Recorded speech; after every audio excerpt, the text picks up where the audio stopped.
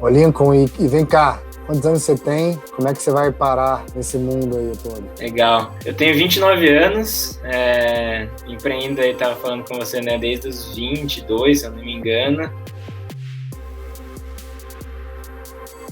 Gosto muito de empreender, ajudar outros empreendedores, né? Então, acho que ainda tem uma longa jornada pela Edwall. A gente conseguiu ficar referência no Brasil em onboarding, mas tem muito mais do que a gente gostaria de fazer. Então, estou muito focado, né, na execução da Edwall, em criar realmente uma empresa de tecnologia que seja referência para o mundo todo, né? Porque, como eu falei, a gente tem um mercado característico para se tornar isso, e acho que, então, tem uma longa jornada pela frente. Como a gente estava falando, gosto de ajudar muito outros empreendedores nas suas jornadas, né? Acho que na minha primeira empresa cometi vários erros que eu não gostaria que outros empreendedores cometessem, e a gente eu ajudo hoje já investindo no investimento anjo e até com ajuda, mentoria mesmo informal aos investidores, aos empreendedores não cometerem os mesmos erros.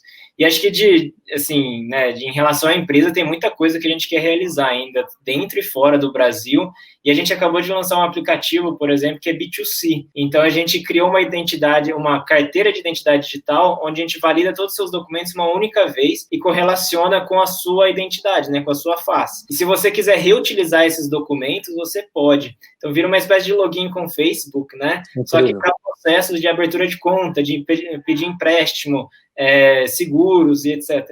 Então, você já tem um marketplace lá dentro, já pode pedir empréstimo sem fazer cadastro em lugar nenhum, só através da identidade digital que você tem. A gente já tem prédios integrados em São Paulo hoje com a identidade digital, então você não precisa mais carregar crachá, você tem um QR Code que se identifica e permite você entrar no prédio. Então, a gente tem uma faculdade, por exemplo, em São Paulo, que o processo de matrícula todo é feito através do Meu ID, né, que é o nosso aplicativo. Você baixa, faz a matrícula e depois você tem acesso ao prédio, acesso à catraca, acesso físico ao prédio, usando sua identidade digital. E aí depois o aluno já pode pedir um empréstimo, se ele precisar, quero financiar meu universidade, já pede um empréstimo no aplicativo. Então, tudo fica centralizado, né? O universo começa a ficar mais digital para todo mundo. Isso é muito legal. Então, tem muitas ambições aí de futuro em relação à empresa também. Depois eu posso te contar mais detalhadamente. Quero saber, tem umas perguntas aqui para você sobre isso. Deixa eu só voltar assim para especificamente você, Lincoln. Eu vi lá no teu LinkedIn que você é um Forbes Under 30, né? E você é um MIT Innovator, não é isso? É isso aí. O que isso quer dizer aí? Eu gostei pra caramba desses...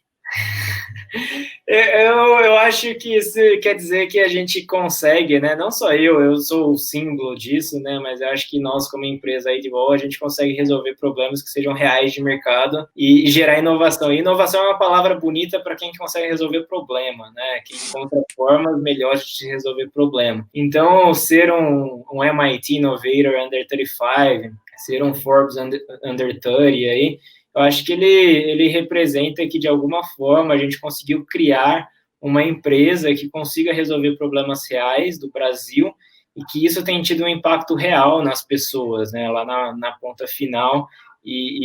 Porque eu sempre falo que technology for the sake of technology, né, tecnologia por tecnologia, ele não interessa, né, não me interessa se você está usando tecnologia X, Y, se é machine learning, inteligência artificial, blockchain, qualquer coisa. O que a gente quer, no final, é pegar os problemas que estão lá na ponta, né, que afetam a mim, a você e a todo mundo que vive no Brasil, na América Latina, no mundo, e resolver eles de alguma forma. A tecnologia é só uma forma mais escalável de se fazer isso. Então, são nomes chiques aí para traduzir resolvedor de problema no Brasil. Espetacular, não, porque o Forbes Under 30 até vai para o ar com o Felipe Gentil, que é lá da ProSIC, ele é um Forbes Under 30, ele estava explicando que é uma escolha editorial, vamos dizer assim, mas o MIT Innovator eu não conhecia, assim, como é que isso é feito, Lincoln, só para tecnicamente aí matar a curiosidade?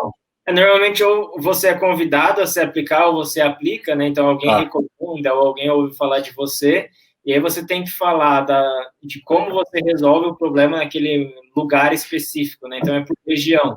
Então, qual é o problema que você está resolvendo na América Latina, por exemplo? Quão impactante a sua tecnologia ou que você desenvolveu foi? E aí tem uma bancada técnica que faz essas avaliações, faz várias entrevistas no processo para saber se realmente aquilo é legítimo e se realmente qual é o impacto daquilo.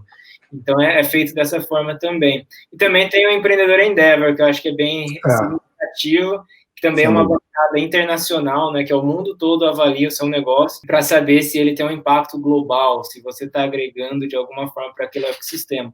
Então, em linhas gerais, né, todos são processos, cada um com uma peculiaridade, muito rígidos para falar se você está conseguindo resolver o problema naquele lugar específico do mundo, né? E depois tem ambições globais também, inclusive. Espetacular. A gente estava falando aqui um pouco antes do papo, né, de começar a gravar, e estava lembrando um pouquinho das nossas experiências em Harvard, né, lembrando do quarto pequeno e frio, com aquecedor.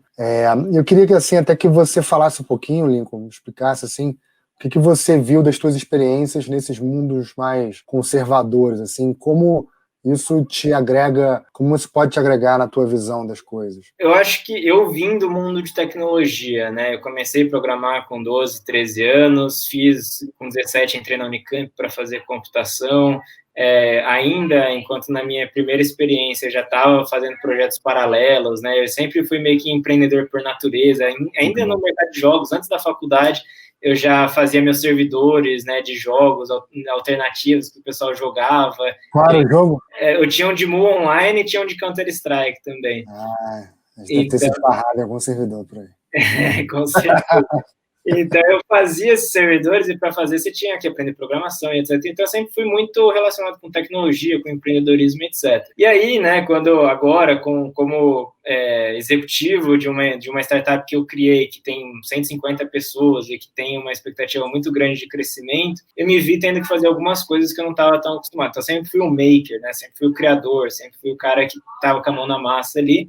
Conforme a empresa vai crescendo, ela vai amadurecendo, seu papel torna-se mais estratégico, né? Ele torna-se mais específico para a administração, que foi algo que eu nunca estudei na vida, né? Foi algo que eu não tinha experiência. E aí eu decidi, né, fazer esse Executive MBA lá em Harvard para eu pegar essa experiência dos melhores, né?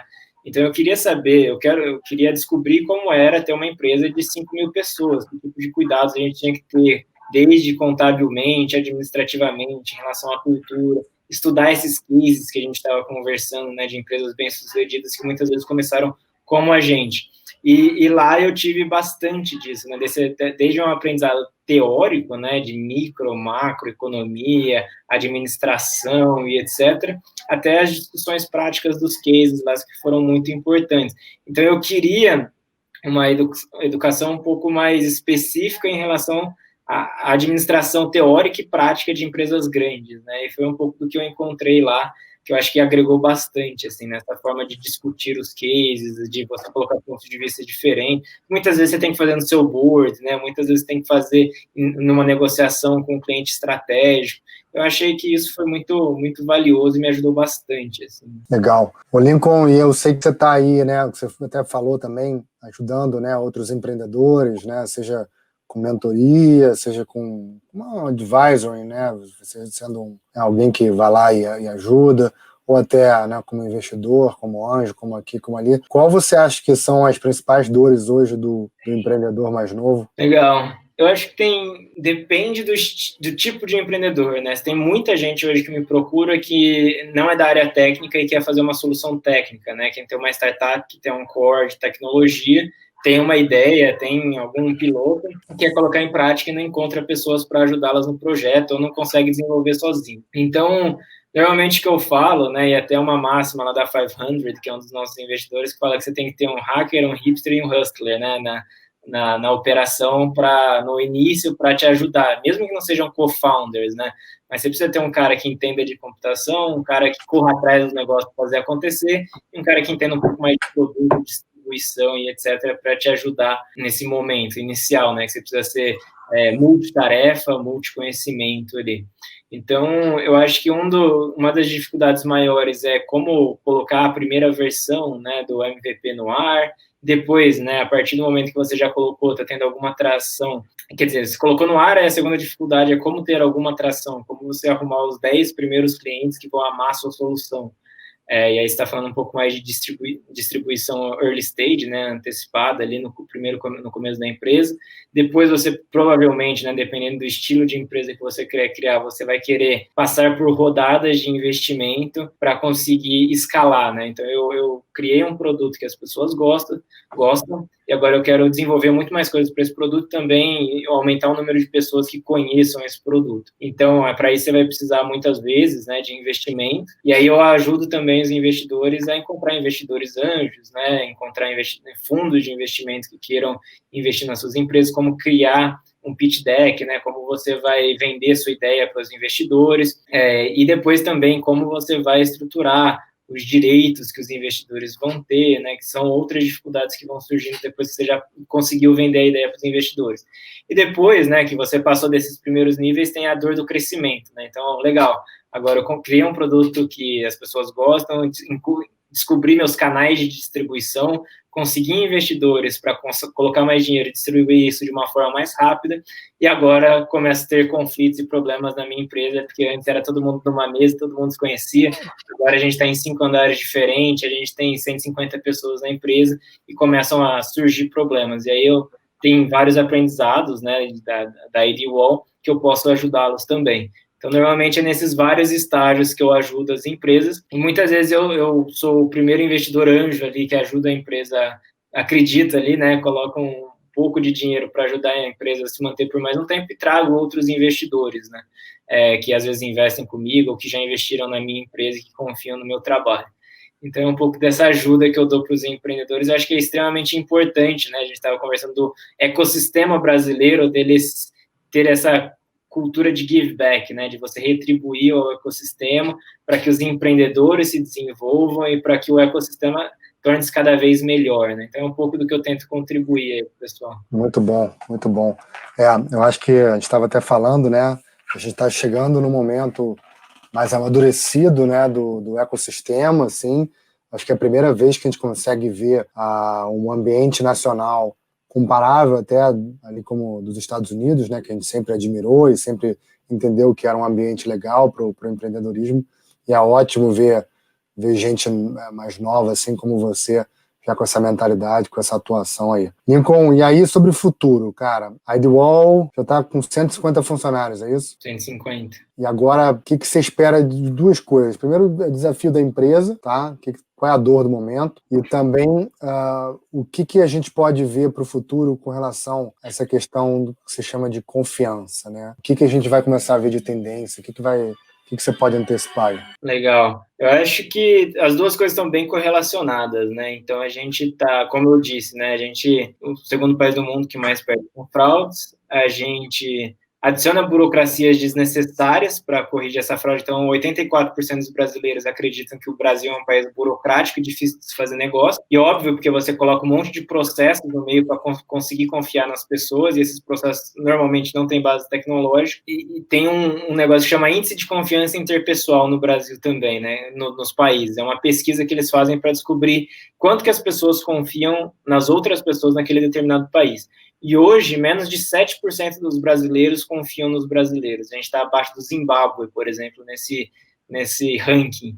E eu acho que uma coisa conversa com a outra, né? Você perde muito dinheiro, você é o segundo país no mundo que mais perde com fraudes, as pessoas começam a desconfiar, todo mundo fica desconfiado dos brasileiros, das pessoas que estão ao seu redor, e cria burocracias, e o Brasil acaba se tornando um dos países mais burocráticos do mundo também, para tentar corrigir esses problemas.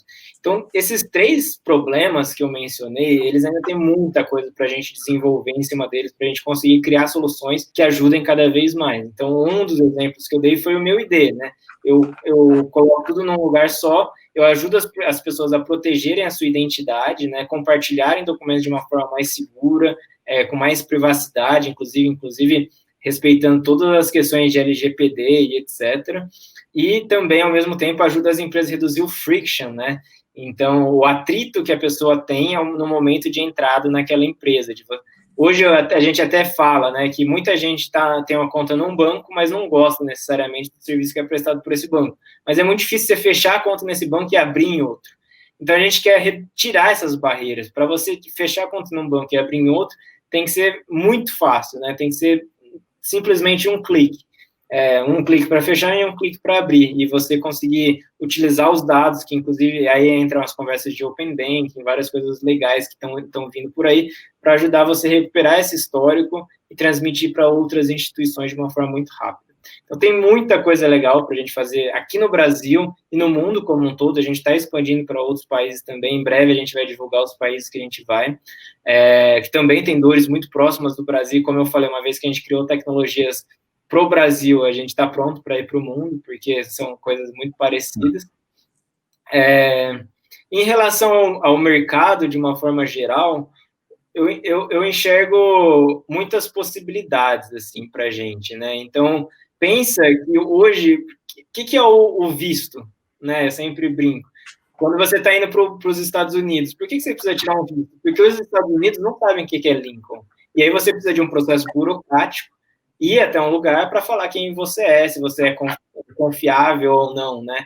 Então, se você conseguisse utilizar essa sua identidade, né, que tem dados de diversas instituições diferentes, que tem um que eu chamo de Trusted Advisor, que loga essas informações e fala essas informações são válidas e originais, e você puder simplesmente compartilhar essa informação com o governo norte-americano, você não precisaria aplicar para um visto, porque eu sei que o Lincoln é o cara da ID-Wall, que mora no lugar XPTO e etc.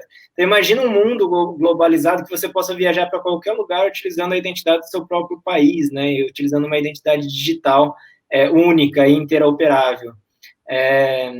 Imagina, por exemplo, a última vez que eu morei nos Estados Unidos, na Califórnia, né, eu tive que alugar um apartamento.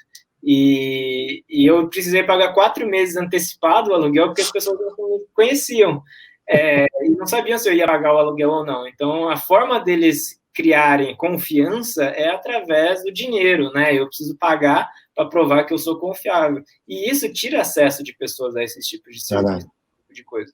Então, eu imagino um mundo mais globalizado, onde as pessoas tenham mais acesso a serviços, e que isso seja tudo feito através da sua identidade, né? De algo que você carregue com você para qualquer lugar e seja interoperável em qualquer lugar do mundo.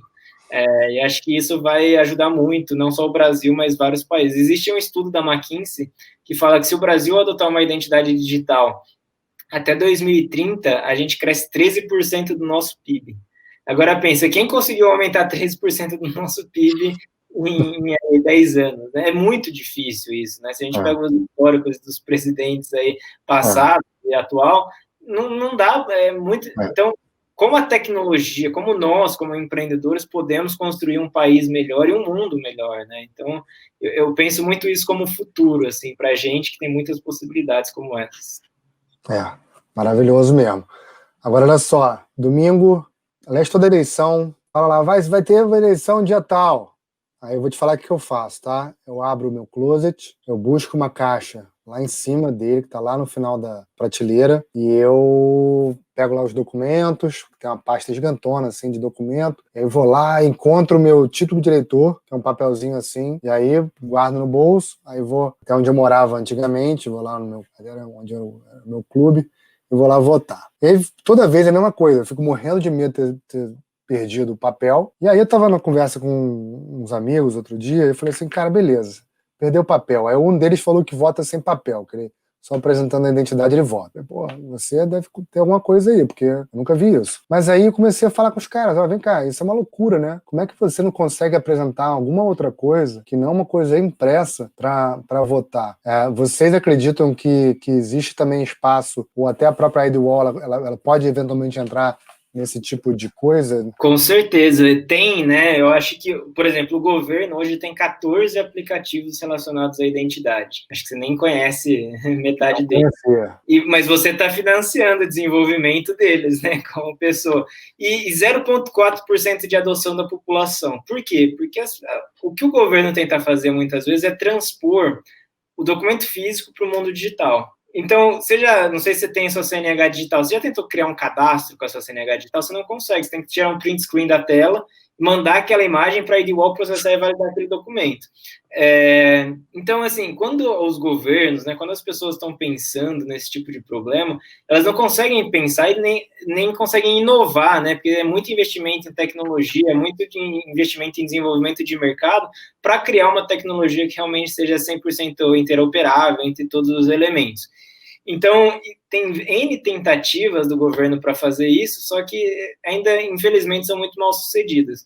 E eu acredito, né, como tem sido visto em vários países do mundo, por exemplo, na Coreia do Sul, o governo sul-coreano tentou criar uma identidade digital, teve vazamentos de dados absurdos, e aí pediu ajuda para a iniciativa privada para fazer uma parceria e lançar uma identidade digital que fosse segura e prática para todo mundo. Então, eu acho, na minha opinião, o governo ele deve regulamentar, né, as interações. Então, por exemplo, a gente está falando de LGPD. Que tipo de informações a empresa pode ter? Tem que ter um princípio específico para você armazenar determinado tipo de dado, você tem que utilizar dessa forma, você tem que ter esses mecanismos de segurança aqui para manusear dados, né, pessoais, por exemplo. Então, eu acho que o governo ele vem com esse intuito e o mercado cria soluções, né? O meu intuito não é substituir o governo, e o do governo não deveria ser substituir o meu ID ou qualquer coisa do tipo, mas trabalhar em conjunto para que iniciativas como essas prosperem, né? E que você consiga ter essa interoperabilidade, para você não precisar carregar o seu título de eleitor, para você não precisar carregar sua CNH, nem nada disso, e conseguir utilizar isso de uma forma prática no mundo real. E isso faz toda a diferença, né? Então, eu acredito muito, sim, num mundo onde existe essa cooperação do público com o privado para criar soluções que consigam resolver esse problema.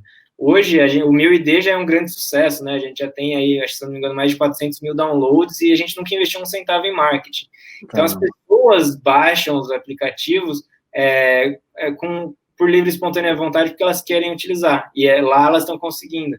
Então, além de usar a identidade digital em N lugares diferentes, elas conseguem monitorar se o CPF está válido, elas conseguem saber se teve algum vazamento de dados naquele e-mail que a pessoa se cadastrou. Imagina que você faz um cadastro na empresa XPTO, nem precisa ser utilizando a Edwall, nem nada, nem meu ID, mas essa empresa tem um vazamento de dados. A gente te informa isso, que você teve um vazamento de dados e você deve trocar sua senha. Então, a gente criou um radar na internet que monitora tudo isso e a gente consegue te avisar e ajudar você a proteger seus próprios dados. Então, tudo isso cria um ecossistema mais proveitoso, né, para a empresa, para as pessoas e para as empresas. Olha só, a gente está chegando aqui ao fim. Queria primeiro te agradecer pelo papo. É muito bom ver gente como você, nova, disposta, né, que questiona, que faz, que ajuda. Isso é muito bom para todo mundo. Obrigado por ter vindo. E queria também te pedir para, se quiser, deixar uma mensagem para o pessoal que assiste. Tem muita gente aqui, variados níveis, né, desde o pessoal mais novo que quer beber da fonte do pessoal mais escolado, até uma galera mais graúda aí que tem acompanhado. O que você tem para dizer? Bom, eu acho que, como eu falei, né, o Brasil é um país incrível para se empreender exatamente pelos desafios que a gente tem aqui. Então, se você tem uma ideia, se você tem uma empresa e está resolvendo algum problema, eu acho que é extremamente importante para a gente se falar, ajudem outros empreendedores, como a gente está falando, né? Ajudem o ecossistema a se desenvolver. O ecossistema ele é tão grande e ele é tão carente de soluções que a colaboração é extremamente importante para a gente conseguir prosperar da forma mais rápida. Então, seja você que está começando uma ideia, peça ajuda para as pessoas, elas provavelmente vão te ajudar. Você que já tem uma empresa maior, né, já é diretor, presidente de uma outra empresa, ajude também essas pessoas, porque foi assim que a gente surgiu, né? Eu comecei batendo na porta do pessoal falando, quero entender qual que é a sua dor, quero entender qual que é o desafio que você tem, e daí criar soluções, né? Então, acho que é extremamente importante a gente difundir o conhecimento, como você está fazendo aqui na Mute, né? E também se ajudar no peer-to-peer, aí, né? Na ponta a ponta, o ecossistema a melhorar. Então, estou à disposição aí para o pessoal, se quiser também entrar em contato, sempre gosto de ajudar bastante empreendedores nesse processo. Show. Lincoln, obrigado de novo, um abração, tá? Muito obrigado pelo espaço, pelo bate-papo. Grande abraço, Bruno. Tchau, tchau. Tchau.